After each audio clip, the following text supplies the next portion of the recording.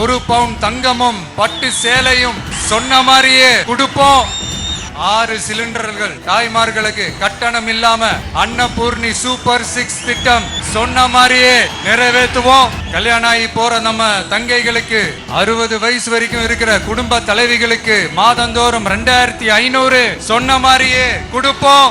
என்னுடைய அம்மா, அக்கா, தங்கைகள் எல்லாருமே தமிழ்நாட்டுல எந்த மூலையில இருந்து எங்க வேணாலும், தமிழ்நாட்டுக்குள்ள எந்த பஸ்ல வேணாலும் ஃப்ரீயா சொன்ன மாதிரியே ஃப்ரீயா போகலாம். கல்வி, ரேஷன், மருத்துவம், குடிநீர், சாலை வசதி, பஸ் போக்குவரத்து, இந்த மாதிரி அடிப்படை விஷயங்கள்ல தான் எங்களுடைய முதல் கவனம் இருக்கும். நான் ஏற்கனவே சொன்னது மாதிரி நிறைய கவர்மெண்ட் ஸ்கூல்ல இந்த டாய்லெட் வசதிகள்லாம் சரியா இல்ல, அதை சரிப்படுத்தணும்னு சொன்னோம். உடனே இதெல்லாம் ஒரு பெரிய விஷயமா அப்படின்ட்டு சில அறிவாளிங்க கேட்டாங்க.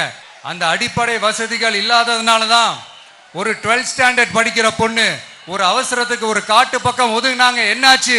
இந்த உலகத்தை விட்டே போயிட்டாங்க. அதுக்கு என்ன காரணம்? இந்த மாதிரி அடிப்படை வசதிகள் இல்லாததான் காரணம்.